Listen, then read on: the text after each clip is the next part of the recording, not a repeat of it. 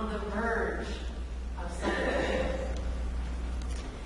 When asked by their teacher what lies on the other side of this precipice, kids might blurt out, Santa, presents, no school. Adults might blurt out, vacation, rest, time with family, watching our grandkids or our kids open presents, good food. But many of us, I think, can't quite put our finger on that deeper sense of anticipation we feel. As the nights get longer and longer, approaching that winter solstice I talked about, December 21st, the longest night of the year, something in us can sense that, as we'll sing in our closing hymn today, the world is about to turn. Literally, of course, we're about to make that bend back toward the sun. But it feels as though something more is about to change. Something more is about to move. We sense it by the changing quality of the light. We sense it by the gentle reminders of green that we bring into our spaces. We sense that a freshness, a newness of life is about to break into the world. That somehow the whole world is pregnant with possibility. And that our lives could be about to turn as well. There's a growing field of study, ecology. It's that branch of biology that deals with the relationship between organisms, living things, the relationship between all of them to one another and to their physical surroundings. Nalini McCartney is a forest ecologist. She's from where I'm from, out in Washington State. And she spends her time in the treetops, the canopy. And there's this whole other world, a whole other ecosystem, ecology, up in this canopy. There are thousands, millions, maybe even billions of species of plants and animals that live exclusively up there, hundreds of feet, thousands of feet sometimes, in the air. And everything is so incredibly interconnected. There's this incredible, delicate, but resilient dance of organisms that are in perfect balance, creating and growing and moving together. Dr. McCartney observes that for most of us, trees epitomize stasis. Trees are rooted in the ground in one place for many human generations. For instance, the trees in the redwood forests of California, some of the oldest trees in the world, were there standing at least 500 years before Christ, some even longer than that. But Dr. McCartney suggests if we shift our perspective from the trunks, solid and stable and rooted, out to the twigs and the branches of the trees, they become these very dynamic entities that are moving and growing constantly. She wanted to see just how much trees move, and so she did this experiment. She tied paintbrushes onto the end of the branch of all these different types of trees. And then she held canvases out, and she let the trees paint. When the wind would come up and sway them to and fro, they would paint along the canvas. And from their recorded movements, she was able to calculate how much trees move in a year. A single vine maple tree, for instance, moves 186,540 miles in a year, all of its collective movements put together. That's enough to go around the earth 7 times. In other words, these living things that we usually think of as stuck in place, trapped, are actually incredibly dynamic. And they play such a vital role in the larger system that they're a part of. Today we heard a passage of prophecy from Isaiah. We hear a lot of Isaiah during Advent. Somehow, the one who spoke these words had caught this grand vision of a world that was about to turn.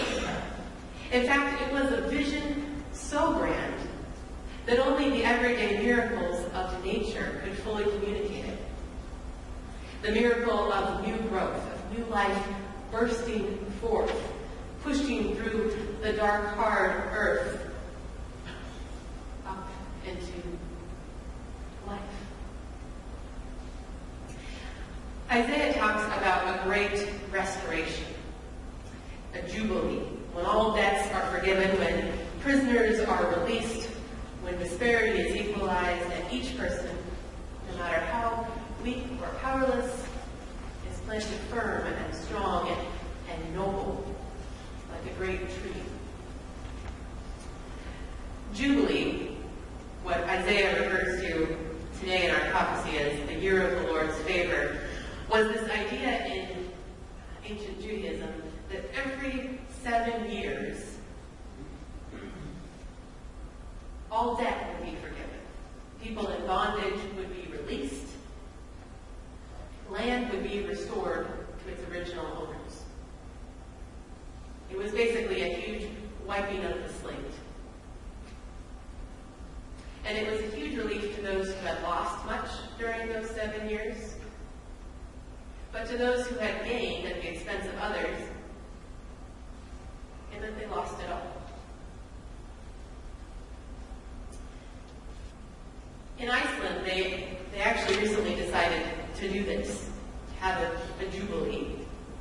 After the market crash in 2007, the interest on people's home mortgage loans had grown so exponentially that they now own 30% more on their home than they did prior to the market crash.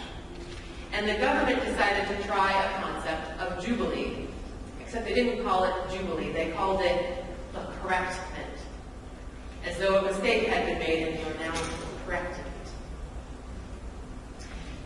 Now, of course, Iceland's correctment, while saving people thousands of dollars, was small in comparison. It wasn't a mass-scale jubilee the way ancient Israel and Judaism had thought of it. And so many people questioned whether the money had been well spent, whether it was the right thing to do. I wonder, what has you bound this year? What has you overwhelmed with debt this year? I wonder what you need to be released from right now. Is it an addiction? Is it a toxic relationship? Is it some form of bullying? Yes, it does happen to adults too. Is it a broken family system? Is it an overwhelming sense of despair? Is it massive to-do lists and the pressure to get things just perfect for the holidays? Any or all of these feelings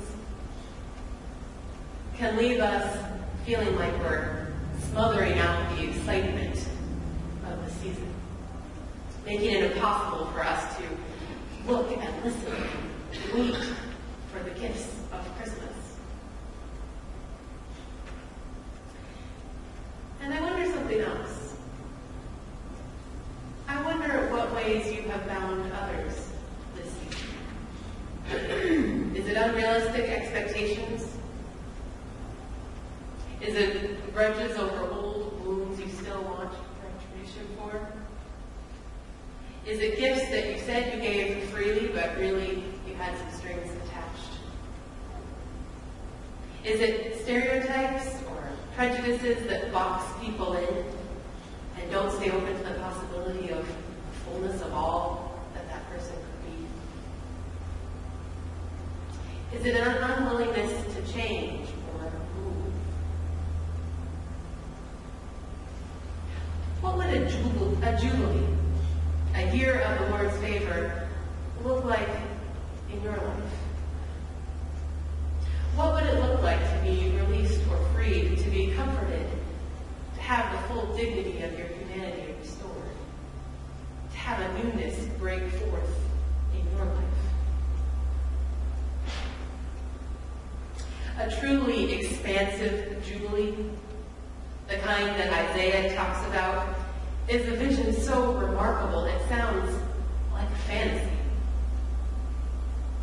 Our fears tell us it's wishful thinking. Don't get your hopes up, says that little nagging voice inside of us. It's impossible. It's like looking at the stump of a tree that has been chopped down and thinking, well, that's going to be a tree again. Yeah, sure.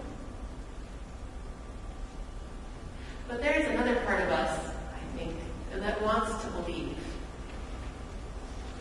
And so perhaps that's why so much fantasy has worked its way into our Christmas traditions over the years. We want to believe that change and transformation, restoration is possible. Possible for the Scrooges and the Grinches, for the Clark Griswolds and the George Bateleys, for the Charlie Browns and the Rudolphs. We want to believe that those jaded souls, those guilt-ridden souls, those hurt and angry souls, those trapped by debt or consumerism or addiction or alcoholism or holiday perfectionism, could be caught up in the magic of the kingdom, where community and family, love and life matter most. Because if it's possible for them, perhaps it's possible for us. Possible for us to let go of the chains we use to bind each other, and the chains we use to bind ourselves, and be free.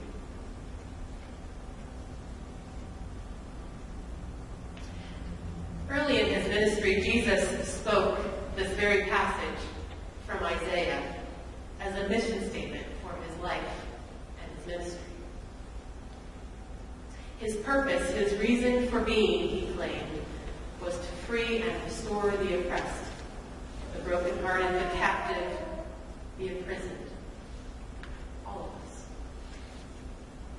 He entered the ecology of human life, human community, and rather than bringing what most human beings bring to the vast majority of our ecosystems, destruction, he brought something that would bring restoration, harmony, and new life. While I was eating lunch earlier this week, I pulled out a book that I've slowly been working my way through. It's by a biblical scholar that I greatly respect. And he said Jesus that performs miracles is incredible because it makes him not one of us, not really human. Personally, I don't know exactly what to make of miracles. Even after lots of years of study, I'm not sure, and I'm willing to hold them in mystery and be okay not knowing whether they really happened or not. And I don't think it affects my faith, whether they are historically accurate or whether they're parables that tell me something about God and humans and possibility. But here's what I think does affect my faith. If I shut down the possibility that God, that Jesus, that the Spirit could bring something into the ecology of our world, our community, our human hearts, that has the power to release and transform and restore us.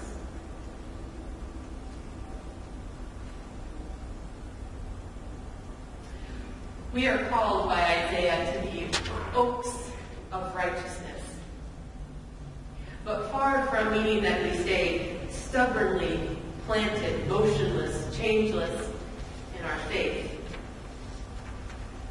I think it means we instead send out our roots and our trunk deep down into the depths of God. But we let Jesus bring forth new shoots of life, we let our branches move in the winds of the Spirit. Our motion may be subtle and hard for the eye to perceive, but somehow year after year, the collective movement of our soul, I think, takes us on an enormous journey, not unlike the movement of trees.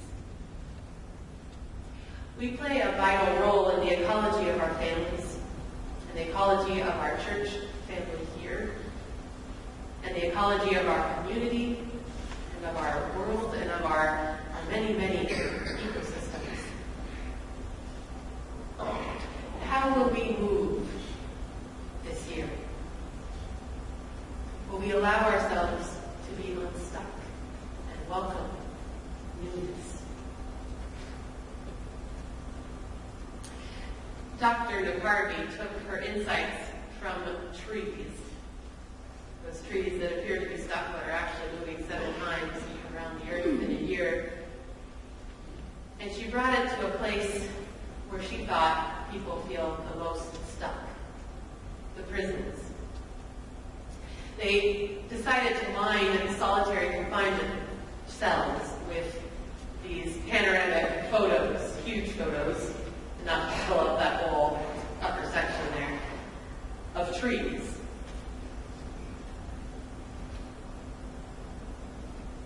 They started having the prisoners raise and grow plants and animals that were endangered, but were vital to the forest ecology.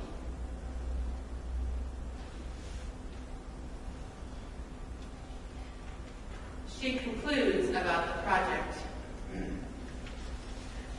So what we see, I think, is that small collective movements of change can perhaps move an entity such as our own prison system in a direction of hope. She says, we know that trees are static entities when we look at their trunks, but if trees can create art, if they can encircle the globe 7 times in 1 year, if prisoners can grow plants and raise frogs, then perhaps there are static entities that we hold inside ourselves, like grief, like addictions, like racism, that can also change. And as a community of faith, I think we add to that, if God can move in and among us, powered by love, can be born in human flesh, and grow into a man that teaches us a new way of life, then we can all move in the direction of hope and peace, and love and joy. As biblical commentator William Brown puts it, God has plotted this restoration with care, wielding not a sword, but a garden's made. The proclamation of freedom sounded at the outset breaks and waters the fallow ground